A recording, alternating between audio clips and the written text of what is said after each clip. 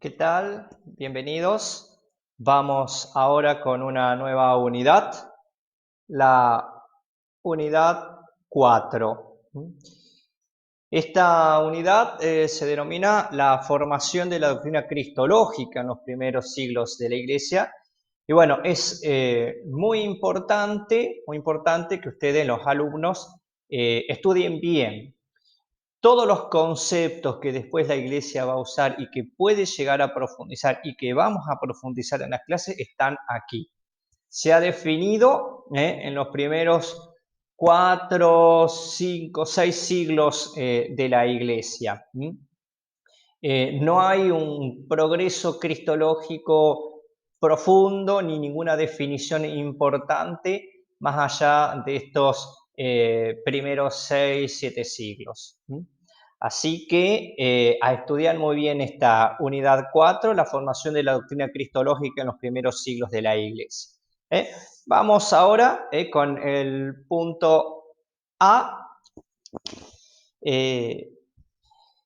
Acá la pregunta es, ¿quién es Cristo?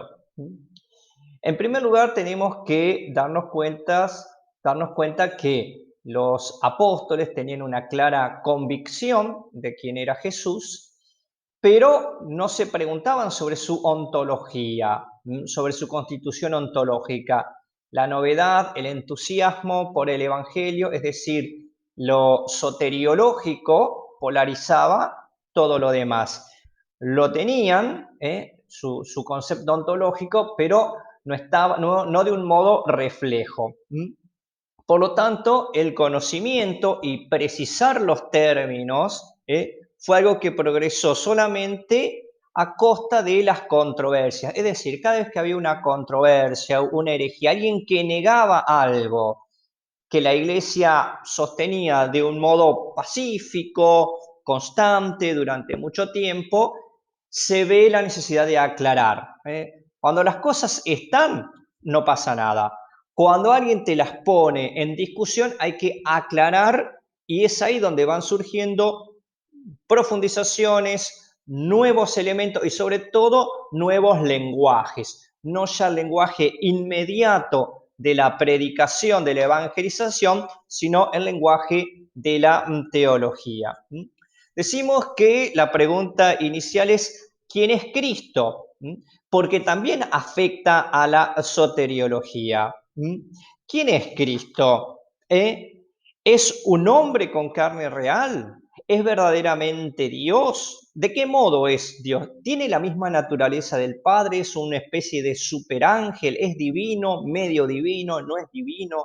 ¿Tiene alma o no tiene alma? ¿Cómo es que está unido el verbo a la carne? Para seguir a Juan, el verbo se hizo carne. ¿Cómo es que se hizo carne? ¿Dejó de ser verbo? ¿Cómo está asegurada la unidad si es Dios y hombre a la vez? Hay una persona, dos personas, una tercera persona generada de las dos anteriores, tiene una naturaleza, dos naturalezas, una tercera naturaleza que viene de las dos. ¿Y por qué es importante esto? Porque podríamos decir, bueno, no, pero en realidad lo importante es que Jesús nos salvó. Y ahí está la pregunta, ¿quién nos salvó? Y dependiendo de esta pregunta de quién es, va a estar la respuesta de si nos salvó o no. Porque si no, Jesús puede haber sido un profeta, un buen ejemplo, un predicador de moral, alguien a quien hay que seguir, pero respecto de tener una salvación universal y para siempre, podríamos llegar a dudar. Por eso es muy claro tener en cuenta quién es Cristo. Y acá tenemos tres tentaciones que nosotros tenemos que resistir. Las tres tentaciones son negar la divinidad de Cristo, negar la humanidad de Cristo o reducir Cristo a un mito. Por ejemplo, negar la divinidad de Cristo. Pensar que Jesús es un hombre común y corriente, investido de una potencia divina. Esta es una de las primeras herejías. Tiene su origen en el judaísmo, en la dificultad de conciliar el fuerte monoteísmo de un Dios unipersonal. Si Dios es una única persona, por este tipo de monoteísmo, va a resultar imposible atribuir a Jesús una personalidad divina de hijo. Entonces, en esta dificultad es que aparece una herejía judeocristiana en el siglo II, que es el ebionismo. Sostienen que Cristo fue investido por el Espíritu Santo al momento del bautismo y por lo tanto niegan que es hijo eterno engendrado por el Padre. En la misma línea está el adopcionismo, que fue en el siglo II por medio de un pastor que era Teodoro el Viejo. Sostiene que Cristo es un simple hombre adoptado por Dios y por lo tanto portador de una gracia divina excepcional, pero es algo que él recibe, no algo que él es. Así, se admite a un hombre elevado a una cierta condición divina, un poco uno de los caminos que se había seguido en el judaísmo. Pero por mucho que sea elevado o adoptado, Cristo nunca llega a ser verdaderamente Dios. Esto también lo va a retomar Pablo de Samosata, mucho más adelante, en la época de la Reforma, Miguel Servet.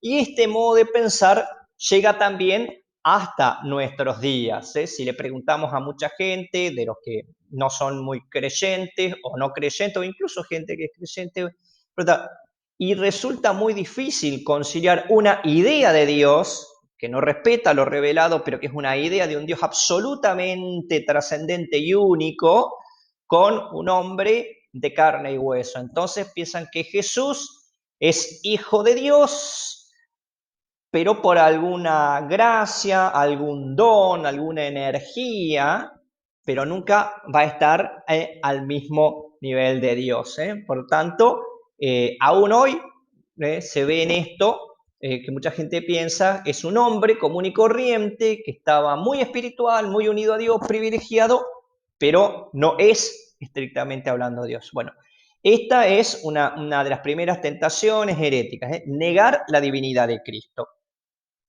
Paradójicamente, una de las primeras, si no tal vez la primera, es negar la realidad humana de Cristo. Aquí estamos en el docetismo. El docetismo viene del verbo dokein, que significa parecer, aparecer. Hablaban de que la carne de Cristo es una apariencia. Y esto lo tuvo que combatir el mismo Juan Evangelista. En la primera carta y la segunda carta de Juan están orientadas a combatir este asunto.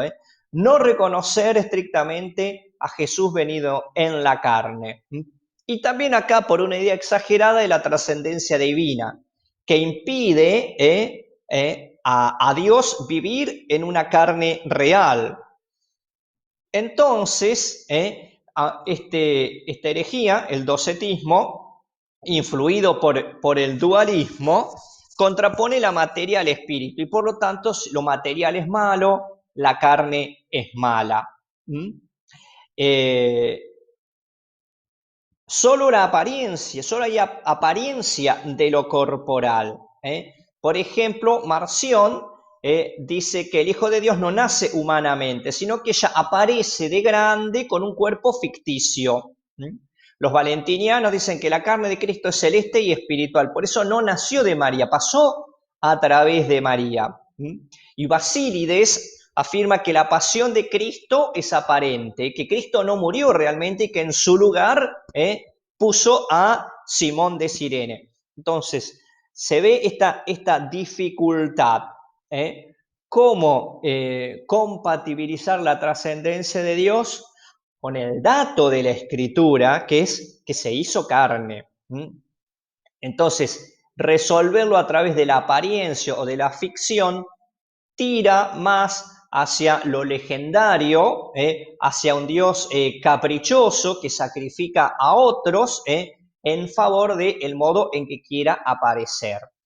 Entonces, si Dios no ha venido realmente en la carne, como lo que no se asume no se redime, nuestra carne, nuestra materialidad, nuestra historia, que es encarnada, tampoco quedaría redimida. Dios habría venido a hacer una ficción, una especie de turismo, para nada. La tercera tentación, unida un poquito a todas estas cosas que aparecen en el siglo II por medio de los escritos apócrifos, representan a Cristo de una manera legendaria. Acá vemos muchos de los evangelios apócrifos donde presentan a un Jesús medio caprichoso, como cuando cuenta uno que hacía pajaritos de barro y los tiraba al aire y volaban, empezaban a volar y un nene se los rompió cuando los estaba haciendo y Jesús dijo, morite, y el nene se murió. Los padres del nene se quejaron con José y María, María se lo reprochó a Jesús y Jesús dijo, viví otra vez y el nene volvió a vivir. Todo en el ámbito de lo legendario, del mito. Jesús reducido a un mito. Tiene que ver esto con las sectas gnósticas que surgieron en el cristianismo, donde Cristo vendría a ser parte de un sistema cosmogónico, un eón en medio de los demás. A veces se muestra incluso hasta un dualismo, diciendo, por ejemplo, la gnosis valentiniana, donde Cristo desciende sobre Jesús. Entonces, reducir Cristo a un mito también es una tentación actual. Podríamos decir que muchos de los enemigos del cristianismo o de la iglesia hablan de que Cristo es un mito que repite mitos de otras culturas. Lo que pasa es que acá no respetan el dato escriturístico donde, y lo que es la teología judeo-cristiana, donde Dios es un Dios que interviene en la historia, en este caso que se hace historia, y no un mito ahistórico para explicar las situaciones o lo que ocurre en el mundo. Así tenemos estas tres tentaciones. Negar la divinidad de Cristo, que hoy lo vemos con aquellos que dicen, era un buen hombre, pero no era Dios. Negar la humanidad de Cristo, que es algo que a veces nos pasa a los cristianos. Nos cuesta ver a Dios sufriendo. Entonces, mentalmente decimos, bueno, no sufría, sufría un hombre Jesús o sufría aparentemente. No, la carne es real y el sufrimiento es real. O la tercera tentación, que también está hoy día, es reducir a Cristo a un mito, donde explicaría ciertas situaciones del mundo, pero no tiene nada que ver con la realidad.